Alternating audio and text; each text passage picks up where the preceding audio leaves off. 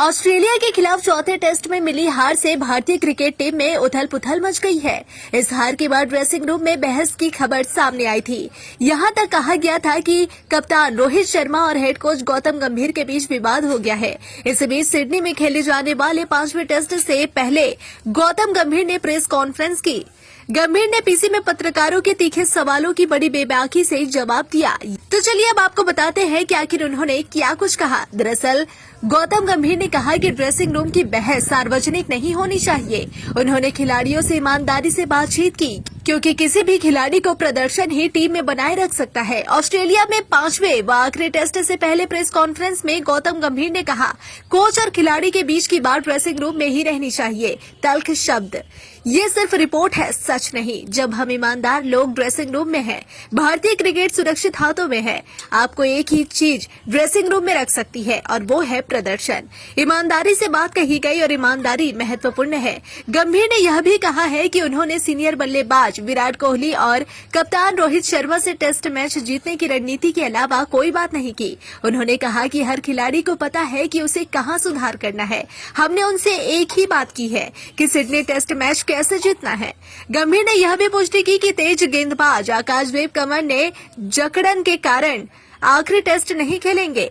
हालांकि गंभीर ने यह नहीं बताया कि उनकी जगह किसे मौका मिलेगा। प्लेइंग 11 को लेकर गंभीर ने कहा कि विकेट देखने के बाद इसका फैसला लिया जाएगा। प्रेस कॉन्फ्रेंस में रोहित शर्मा के बारे में सवाल पूछा गया कि वह सिडनी टेस्ट खेलेंगे या नहीं। इस पर कोच गंभीर ने भड़कीले अंदाज में जवाब देते हुए कहा, मैं कह चुका हूं कि हम कल पिच को परखेंगे, उसके बाद ही प्लेइंग 11 पर फैसला सुनाएंगे। भारतीय टीम में अनबन की अटकलों पर कोच गंभीर ने कहा, ये सिर्फ अफवाह है, इनमें जरा भी सच्चाई नहीं है और मुझे ऐसी अफवाहों पर जवाब देने की कोई जरूरत नहीं। हम मिलकर सफलता के नए मुकाम तक पहुंचना चाहते हैं। सब कुछ अंडर कंट्रोल है। अगर किसी ने 40 या 45 दिन पहले ये बोला होता कि हम इस सिचुएशन में होंगे कि हम यहाँ पर सिडनी में आके ड्रॉ कर सकते हैं इस सीरीज को, तो it's a good position to be in. और आई डोंट थिंक सो कि कुछ भी अंडर कंट्रोल नहीं है। देखिए, आप जब ऐसे टॉस पे आते हैं तो ऐसा नहीं है कि बैटिंग ने अच्छा नहीं किया या बॉलिंग ने अच्छा नहीं किया। अगर बैटिंग ने और बॉलिंग ने अच्छा नहीं किया होता तो हम 2-1 नहीं होते, एक टेस्ट मैच नहीं जीते होते या 2-1 डाउन नहीं होते हम, और वर्स्ट सिचुएशन में हो सकते थे। तो जैसे मैंने बोला कि आई डोंट थिंक सो कि इतना कुछ वरीसम है। देखिए, पहली बात तो है कि सब इंडिविजुअल्स को पता है कि किस एरिया में काम करना है, और ऐसा नहीं है कि यहाँ पर मैं कोई इंडिविजुअल्स के बारे में बात करूँ, बिकॉज अल्टीमेटली आप एज ए टीम जीतते हो और एज ए टीम ही हारते हैं। और जब आप अपने देश के लिए खेल रहे होते हैं तो हर व्यक्ति यही कोशिश करता है कि अपना मैक्सिमम कंट्रीब्यूट कर सके, तो वो इम्पोर्टेंट। और ऐसा नहीं है कि जो डिबेट एक प्लेयर और कोच के बीच में होती है वो उनके ही बीच में रहनी चाहिए। आप सिर्फ रिजल्ट देखते हैं, और फॉर्चुनेटली या अनफॉर्चुनेटली ये स्पोर्ट सिर्फ रिजल्ट के लिए ही जाना जाता है, बट कॉन्वर्सेशन जो होती है वो दो इंडिविजुअल्स के बीच में और वो ड्रेसिंग रूम के बीच में वो वहीं तक रहनी चाहिए। The thing is, everything is fine with Rohit, and I don't think so it's anything traditional. I think the head coach is there, that should be fine, that should be good enough. And we're going to have a look at the wicket and finalize it tomorrow.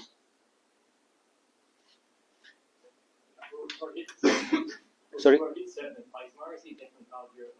As I just said, that we're going to have a look at the wicket and probably announce our playing 11 tomorrow. The answer remains the same.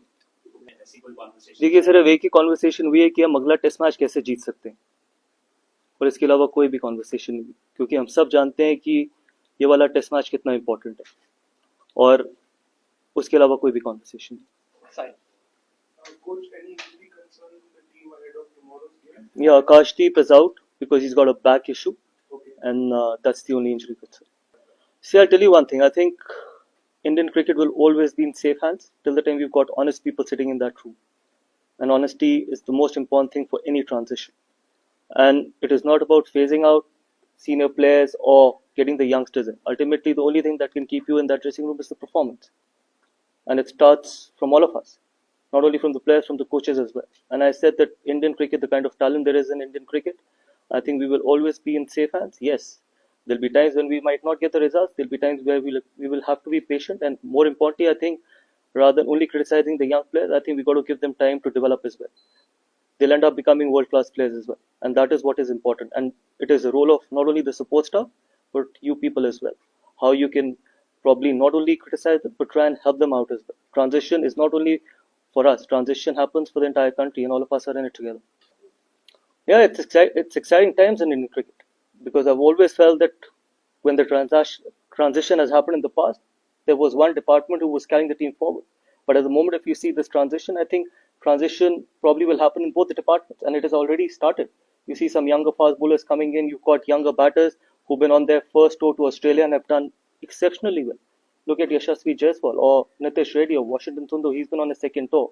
So Akashdeep's bowled really well, Harshit. So I think that the conversation that has happened is only around how we can play well in this series.